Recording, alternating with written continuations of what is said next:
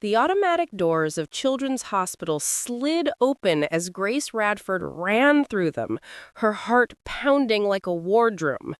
She was still wearing her work scrubs, her purse forgotten somewhere in her car. The fluorescent lights blurred into streaks as she sprinted down the corridor, sneakers squeaking on the polished floor. A voice called after her, "Ma'am, slow down." But Grace couldn't stop. Not when her baby needed her. She followed the signs. Pediatric burn unit. The words made her stomach twist. At the reception desk, a young nurse with kind brown eyes stood up the moment she saw her. "Grace Radford?" "Yes." "My daughter, Melody, someone called me." Grace gasped, gripping the counter. "I'm Jenny," the nurse said gently. "Dr. Navarro is with Melody now. She's stable, but she has severe burns on both hands. Third-degree burns." Grace's legs nearly gave out. Third degree! The kind that destroys nerve endings, the kind that leaves scars. How did this happen? Was there an accident at school? Jenny glanced at another nurse, and that look told Grace everything she needed to fear. "The injuries appear to be intentional, Mrs. Radford. Your daughter was brought in by her stepmother about an hour ago. The police have been notified." Grace's breath caught. Her stepmother? Darlene? Jenny nodded. The name hit her like ice water. Darlene, her ex-husband Traver's new wife, the woman with the too bright smile and the fake laugh that never reached her eyes. Grace didn't wait her permission. She ran down the hall toward room 314. Inside, her 8-year-old daughter looked impossibly small in the hospital bed. White gauze wrapped around both her hands like mittens. Machines beeped rhythmically beside her, tracking every fragile heartbeat. Grace sank into the chair beside the bed, tears burning her eyes. Oh, Melody. Her eyelids fluttered open, revealing hazel eyes clouded with pain and fear. "Mama, I'm here, sweet Pete. Mama's here. You're safe now." Melody tried to move her bandaged fingers and whimpered, "My hands hurt, Mama. They hurt so bad." "I know, baby. The doctors are giving you medicine. It's going to be okay." But Melody began to cry, not the cry of a child who scraped her knee, but the broken sobs of someone betrayed. "Mama, something bad happened," she said, her voice shaking. Grace leaned closer. "You can tell me anything, sweetheart. Mama, Darlene said I was a thief. She said thieves get punished. Grace's heart stopped. "What did she do, baby?" "She held my hands on the stove. The fire was on. She counted to 7 while I screamed. She said thieves get burned so everyone knows what they are." The room spun. Grace gripped the bed rail to keep from falling. "Why does she call you a thief?" "They took 2 pieces of bread. I was hungry. She didn't give me breakfast again, and Daddy had already gone to work. I just wanted some bread." Grace felt fire rising in her chest. "She's been starving you?" Melody nodded, tears spilling down her cheeks. "She says I eat too much. She says I'm getting fat, like you." That was it. Grace's composure shattered. Her baby, starved, insulted, tortured by the woman who was supposed to care for her? "Listen to me, Melody Grace Radford," Grace said, her voice fierce but trembling. "I believe you, every word, and I promise she will never touch you again. Nobody hurts my baby. Nobody." Melody's breathing slowed as she drifted into a medicated sleep. Grace sat there, her hand over her daughter's bandaged fingers, whispering silent promises to the universe. Outside, she could hear voices. A detective arriving, nurses whispering, phones ringing. The world kept moving, but Grace's life had stopped at that hospital door. She didn't know it yet, But this was only the beginning. The first crack in a chain of events that would expose everything she feared and everyone she trusted. And somewhere down that sterile hallway, Karma was already watching. 3 months before that day, Grace Radford stood in a courtroom that smelled faintly of wood polish and injustice. The mahogany walls seemed to close in around her as Judge Harrison read his ruling in a calm, practiced tone that carried no emotion, no trace of the devastation he was about to cause. "Joint custody is hereby granted," he said, "with the child, Melody Radford, spending alternating weekends with her father and his new spouse. The court believes a two-parent household provides stability and structure beneficial to the minor child." Across the aisle, Trevor sat beside his new wife, Darlene, her hand resting possessively on his arm. She wore a conservative blue dress and a pearl necklace, her expression innocent and composed. Grace could almost laugh at the performance. Just weeks ago, Darlene had been posting selfies from nightclubs and calling herself a free spirit. Now she looked like a Sunday school teacher. Grace stood, unable to stay silent. "Your Honor, I have concerns about Miss Hutchkins having unsupervised access to my daughter." Judge Harrison looked up briefly, bored. "Your concerns are noted, Mrs. Radford, but unsubstantiated. Miss Hutchkins has provided excellent character references and completed a parenting preparation course." A weekend course. 2 days of lectures and coffee breaks, and now she was qualified to play mother to Grace's 8-year-old child. When the gavel came down, Grace's world cracked in half. The first custody exchange happened 2 weeks later. The sky was gray, the wind biting. Melody stood beside Grace in the driveway, clutching her pink butterfly suitcase, the one her grandmother Judith had bought for happy sleepovers, not court-mandated weekends. "You're gonna have so much fun with Daddy and Darlene," Grace said, forcing her smile to hide the dread in her chest. "Why can't I just stay with you, Mama?" Melody asked softly. "Because the judge says you have to spend time with Daddy, too. But I'll be right here when you come back Sunday night." Trevor's truck pulled up, Darling stepping out in tight jeans and a coat too thin for the weather. Her nails clicked against her phone as she smiled that too bright smile. "Come on, Melody. We're going to have such a fun weekend." The way she said it made Grace's skin crawl, like she was auditioning for a show called World's Perfect Stepmom. But Grace had no choice. She kissed her daughter's forehead. "I love you. Call me if you need anything." Darlene's eyes flickered with something cold, something victorious. The first weekend passed without incident. Melody came home quiet, withdrawn, but unharmed. When Grace asked how it went, she shrugged. "Darlene, make me call her Mom." Grace froze. "You don't have to call her that if you don't want to, baby." "She gets mad when I don't," Melody whispered. That night, Grace opened the small notebook her sister Bethany had given her after the divorce.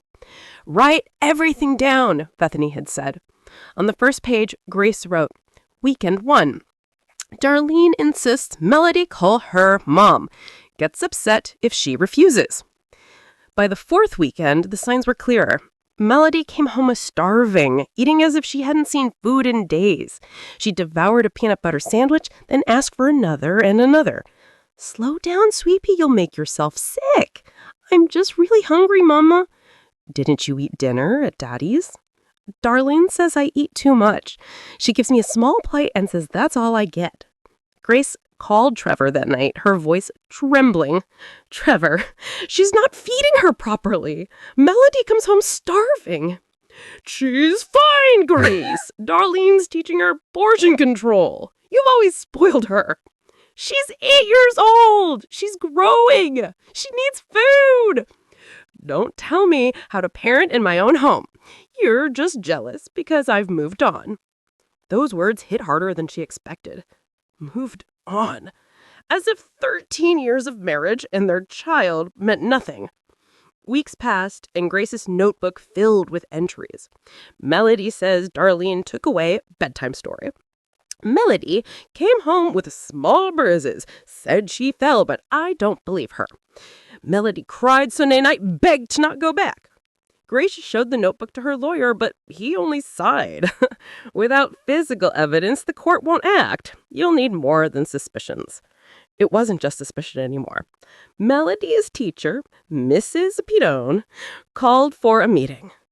"Grace," she said, "I've been teaching your daughter for 3 years. She's different now. She's tired, anxious. She falls asleep in class on Mondays." Grace nodded, her throat tight. "She spends weekends with her father and stepmother. She comes back exhausted and hungry." Mrs. Pidone took notes. "I'll document it. Sometimes the court listens to teachers when it won't listen to mothers." Grace finally felt hope. Someone else taught it. That Sunday, her mother, Judith, came over with lasagna and cookies, as she always does. Melody ate 3 servings, barely pausing to breathe. Judith's eyes filled with quiet fury. "That child's being starved." "I know, but how do I prove it?" Judith set down her fork. "Then you fight, Grace. You fight like hell. That's your baby." Grace wanted to believe fighting would be enough. But nothing could prepare her for what was coming. Because the next time Melody packed her pink suitcase, something inside her broke, a silent warning from the part of her that still believed in intuition. She watched her daughter wave goodbye and drive away. And for the first time, Grace couldn't shake the feeling she might never see her the same way again. The next call she would receive would come from the hospital. Tuesday started like any other day at the dental office where Grace worked. She was finishing with a patient, Mr. Jacobson, a retired mailman who came in every 6 months, without fail. The clock on the wall read 2:47 p.m. She remembered because she kept checking it, thinking about picking up Melody from after-school care at 5:30. "Your teeth look great, Mr. Jacobson. Keep flossing," she said with a smile. But before he could answer, the receptionist, Paula, burst into the room, her face pale, hands shaking as she held the cordless phone. "Grace, you need to take this call. It's Children's Hospital." Grace's heart dropped. "What happened? Is it Melody?" "They didn't say, just that you need to get there immediately." The dental tools clattered to the tray as Grace grabbed the phone. "Mrs. Radford, this is Nurse Davidson from Children's Hospital. Your daughter Melody has been admitted with severe burns. You need to come right away." "Burns?" Grace's voice broke. "How? Where?" "Pediatric burn unit, 4th floor. The doctor will explain when you arrive." Grace didn't remember driving. One moment, she was in the parking lot of the dental office, and the next, she was running through the hospital doors, her heart slamming against her ribs. She parked crookedly, her purse forgotten, her keys somewhere on the passenger seat. The 20-minute drive vanished from her memory, erased by panic. She ran past security, past nurses calling her name, following the signs for the burn unit. The smell hit her before she even entered the room. Antiseptic mixed with something darker. Burned flesh.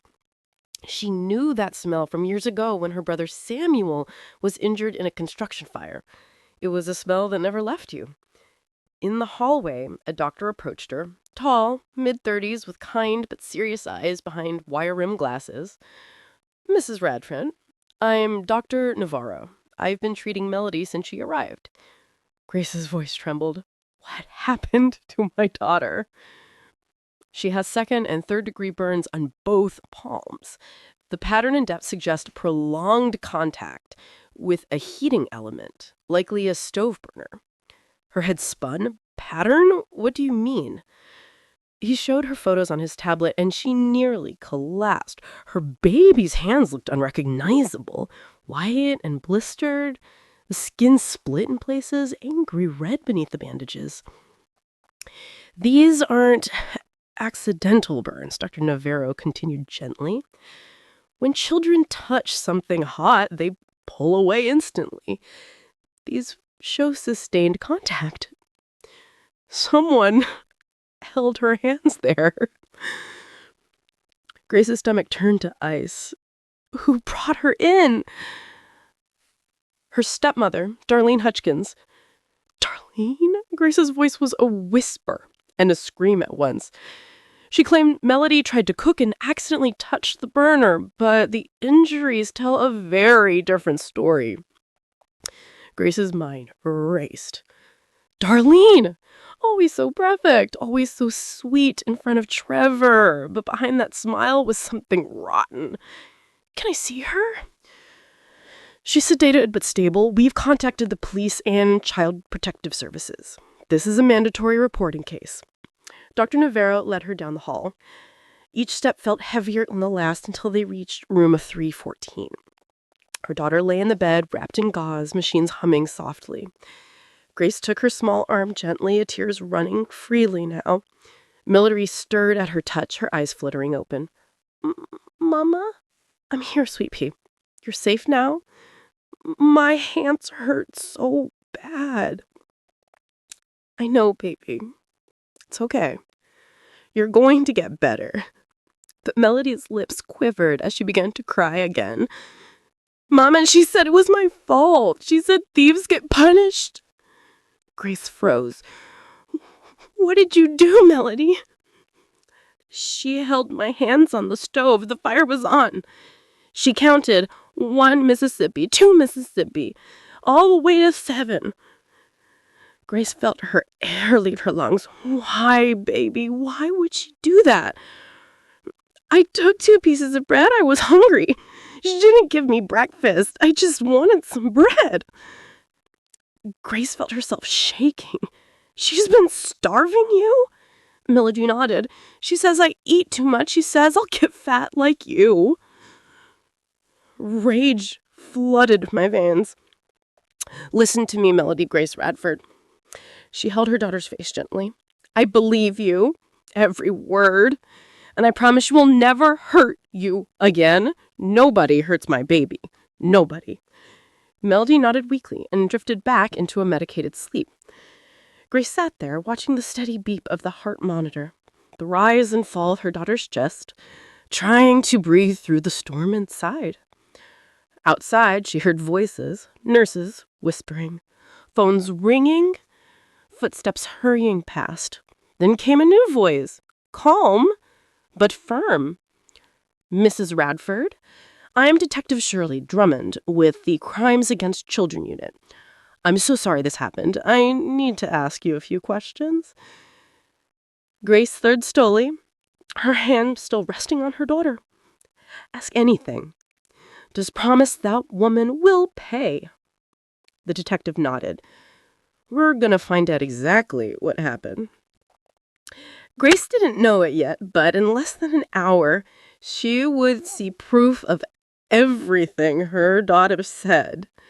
Proof that would destroy her ex-husband's world and expose the monster he'd let into their lives. Detective Drummond was in her 50s, with short gray hair and a calm but commanding presence that told Grace she'd seen too much of this kind of pain before. Mrs. Radford, we're going to need to hear your daughter's account directly, the detective said gently. You can stay with her. Grace nodded. Melody was still drowsy from the medication, her voice faint as she retold the nightmare that had happened in that kitchen. She said I was a thief. She turned on the stove and made me watch the flame, Melody whispered. Then she grabbed my hands and pushed them down. I tried to pull away, but she was stronger. She counted. 1 Mississippi, 2 Mississippi, all the way to 7. Grace's tears fell silently as she listened, rage and grief twisting together in her chest. Then she put ice on my hands and told the doctors it was an accident, or Daddy would send me away forever. Detective Drummond listened carefully, taking notes. You've been keeping documentation, correct? Grace nodded and pulled out her phone. I've written everything. Every time Melody came home hungry or afraid. The detective studied the entries. This is good. It helps establish a pattern. We'll be going to your ex-husband's house to secure the security footage. He mentioned having cameras installed. Yes, Grace said bitterly. Everywhere. He wanted to keep the house safe after a break-in. Ironic, isn't it? The danger was already inside. Then we might have exactly what we need, Drummond replied. She made a quick call as they walked toward her unmarked car. Unit 21, we need officers dispatched to 4782 Maple Grove Drive, possible evidence destruction risk. You think she'll try to delete it? Grace asked, gripping her seatbelt. People do desperate things when they're cornered, Drummond said, but we'll be faster. The drive took 15 minutes, each second stretching like an eternity. Grace's mind replayed every warning sign she ignored, every plea from her daughter she hadn't fully understood. You did what you could, Drummond said quietly, reading Grace's expression. You called, you documented, you tried to protect her. The fault is hers, not yours. Grace said nothing. Her nails dug into her palms as they turned onto Maple Grove Drive, the picture-perfect suburban street where her child's screams had echoed hours earlier.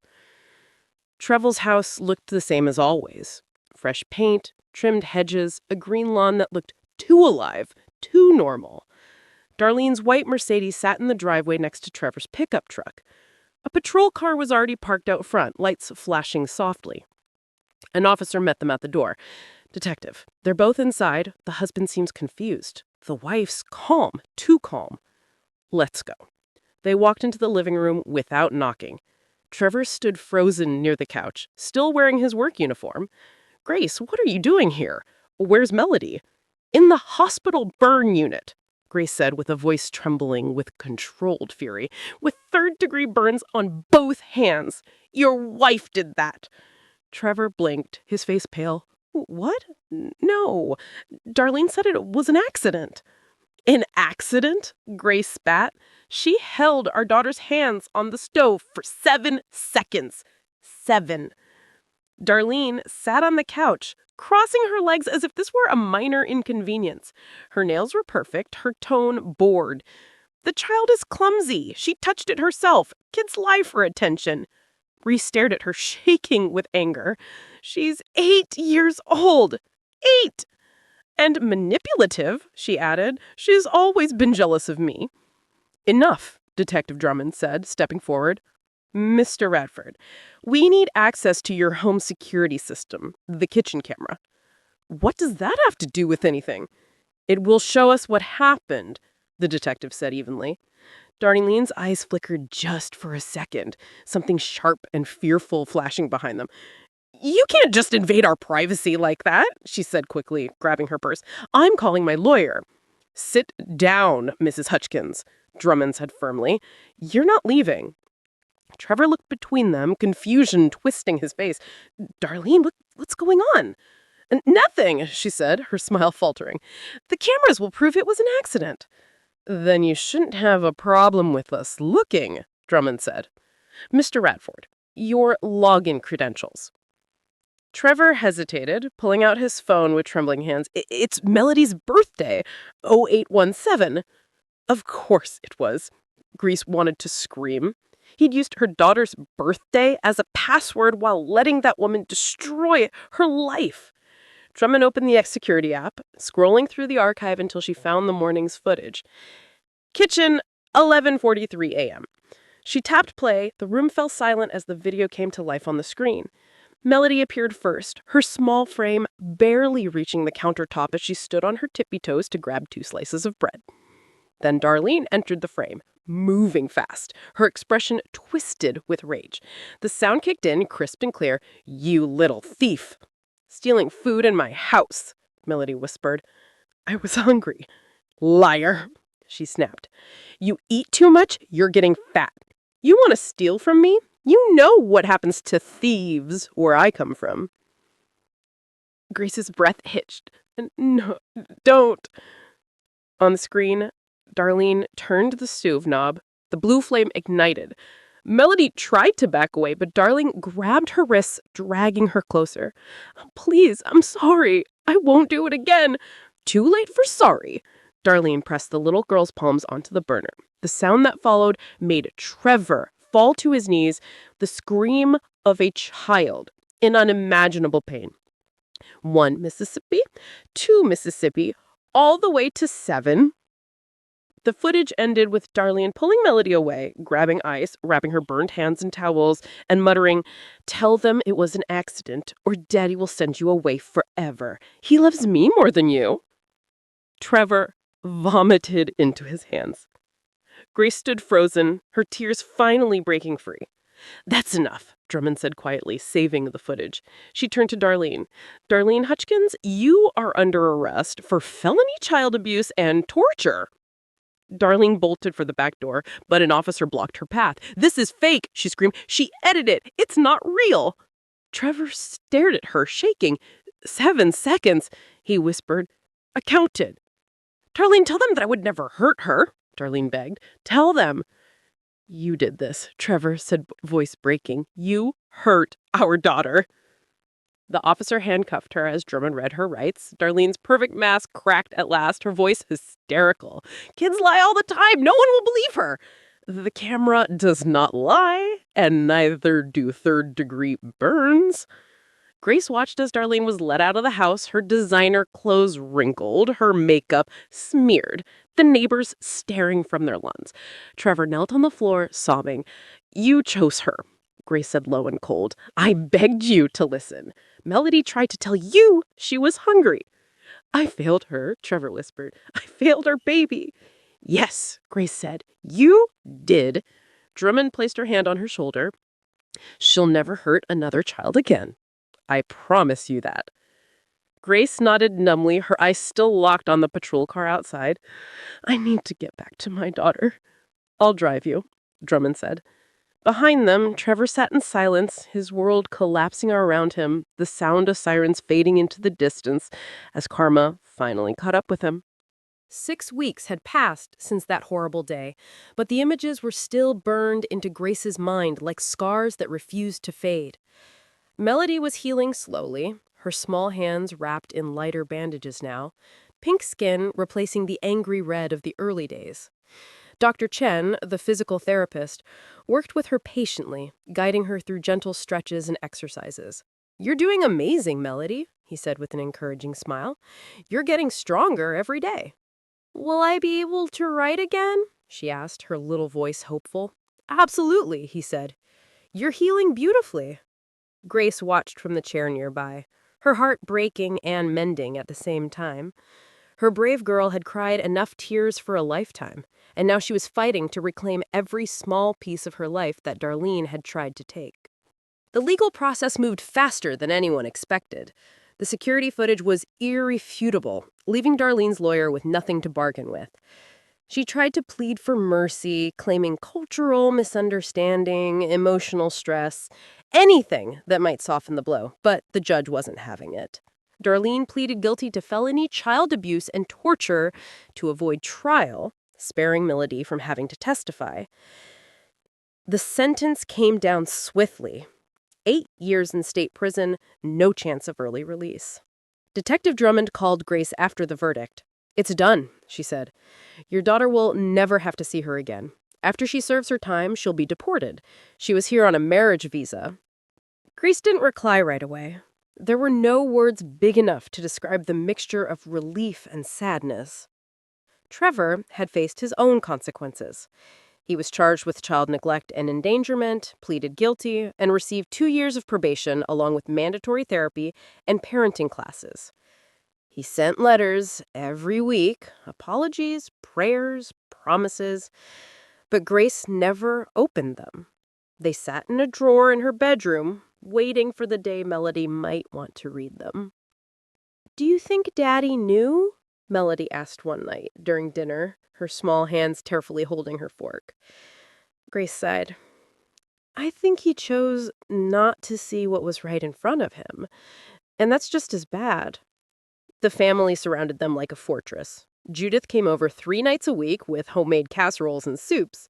"Nobody's going hungry in this house ever again," she declared, filling a freezer.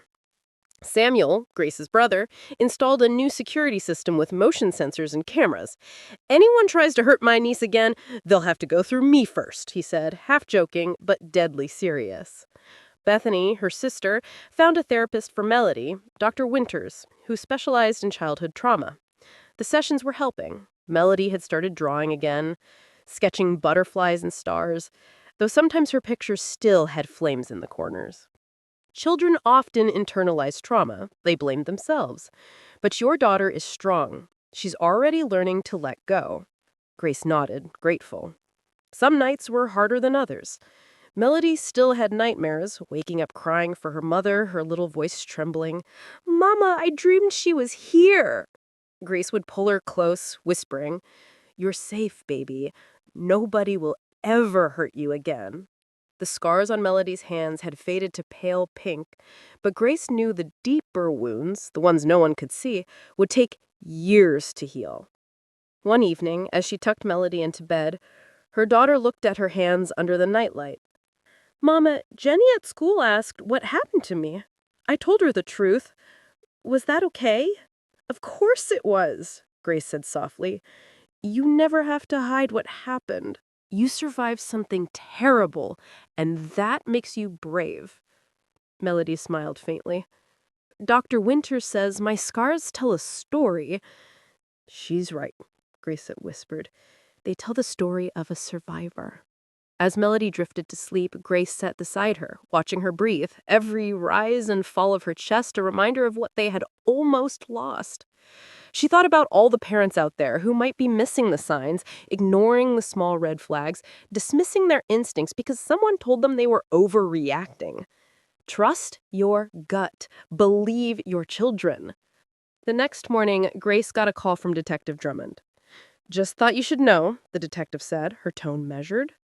"Darlene's been moved into general population. Word got around about what she did. Let's just say karma's doing her job." Grace didn't ask for details. There was no satisfaction in someone else's suffering, only closure. Nothing could erase what happened, but knowing that Darlene would never hurt another child brought a quiet peace. That evening, Melody sat on the porch, her bandages finally gone, tracing the fading scars with her fingers. "Mom," she said softly, "do you think the bad things that happen to us make us stronger?" Grace looked at her daughter, the living proof of resilience. "Yes, sweet pea. They make us stronger, wiser, and kinder. And they remind us to never ignore the truth, no matter how painful." The sun dipped below the horizon, painting the sky in golden red. Grace took Melody's hand, their fingers intertwining. Darlene had tried to mark her daughter as a thief, but all she had done was mark her as a survivor. And that's what they were. Both of them. Survivors. Grace looked at the sky and whispered, "Karma was watching all along."